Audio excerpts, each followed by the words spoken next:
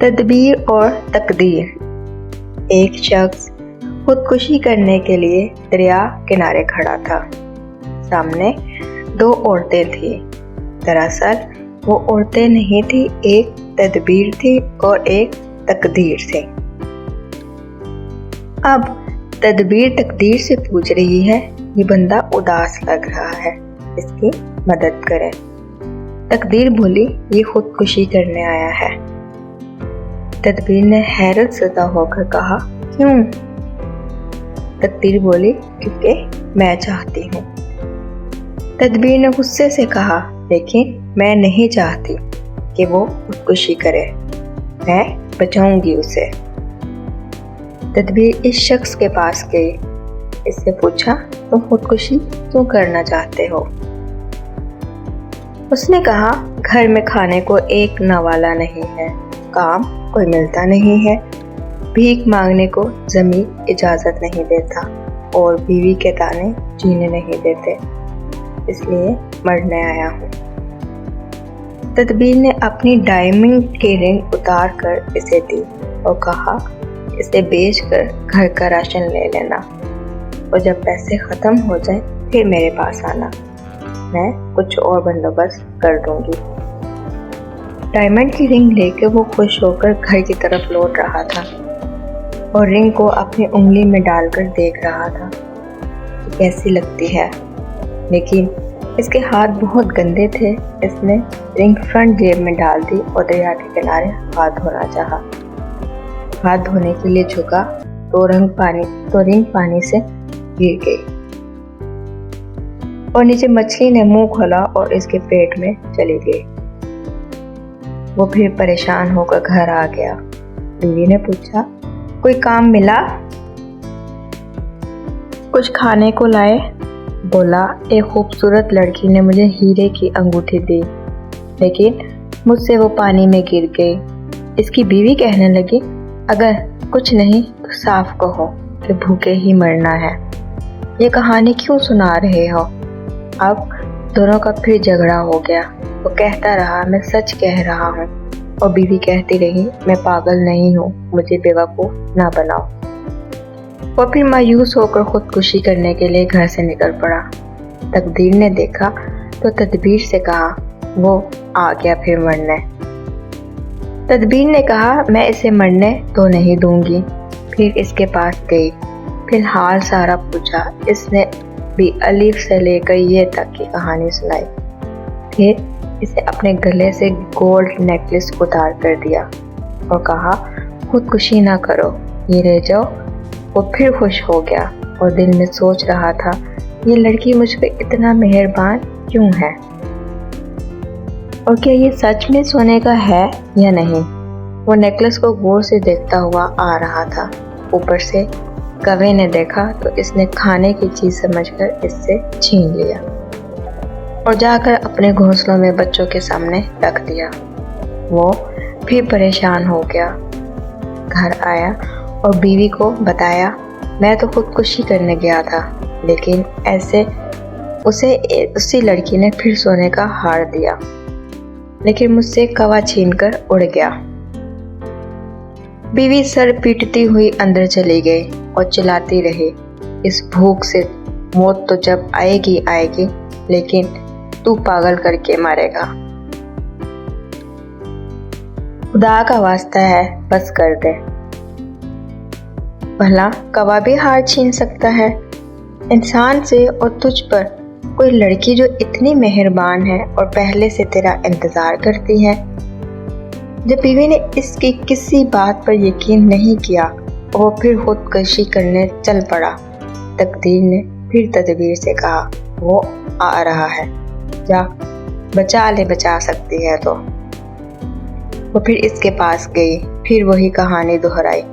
سب سن کر تدبیر نے اسے کچھ پیسے دیے اور کہا، جاؤ، لیکن خودکشی نہیں کرنا۔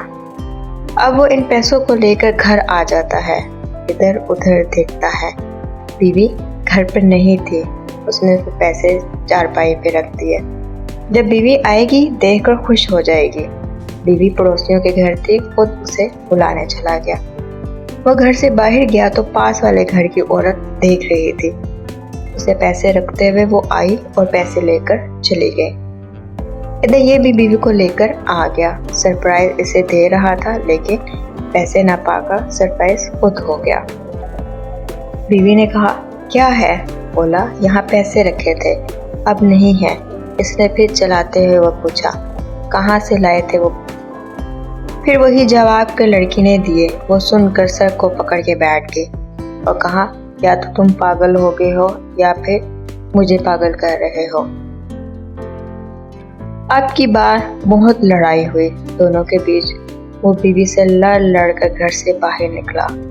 پھر خودکشی کرنے پر پھر تقدیر نے کہا وہ دیکھو آ رہا ہے. مرنے تقدیر کی منتیں کرنے لگی. میرے پاس اب کچھ نہیں ہے, تم مہربانی کر کے اس کی مدد کرو, اسے مرنے سے بچا لو. تقدیر نے کہا اسے مرنا ہی ہے. تدبیر پھر منانے لگی. تقدیر کو دیکھ کسی کی جان بچ سکتی ہے تیری وجہ سے تو بچا لے. یوں بے موت مار کر تجھے کیا مل جائے گا؟ تدبیر کی باتیں سن کر تقدیر نے کہا اچھا ٹھیک ہے میں مدد کرتی ہوں. وہ شخص پاس آیا تو تقدیر نے جا کر کچھ پیسے دیے اور کہا اس کا راشن لے کے گھر جانا اور دوبارہ مرنے کے لیے نہیں آنا. اور اس بار امید ہے تیری بیوی بھی تجھ پہ یقین کرے گی, لیکن اسے پیسے نہیں راشن دینا, راستے سے لیتے ہوئے جانا. وہ اب پیسے لے کر سیدھا بازار گیا. آٹا, چینی, گھی, دالیں اور بھی جو سامان چاہیے تھا لیا اس نے. اور مچھلی دیکھی تو اس نے سوچا پیسے ہیں کیوں نہ بیگم کی ناراضگی دور کر دوں, آج مچھلی لے جاؤں. یہ مرد کی فطرت میں ہے, وہ اپنی حیثیت کے حساب سے عورت کو ہر سہولت دینا چاہتا ہے, اسے خوش کرنے کی کوشش کرتا رہتا ہے, چاہے شادی اپنی پسند کی ہو یا والدین کی. وہ راشن لے کر گھر آ گیا اور اس نے اس بار یہ نہیں کہا لڑکی نے پیسے دیے ہیں. اس نے کہا پرانا دوست مل گیا تھا, اسے گھر کے حالات بتائے تو اس نے راشن دلا دیا. بیوی نے مچھلی دیکھی تو خوش ہو گئی.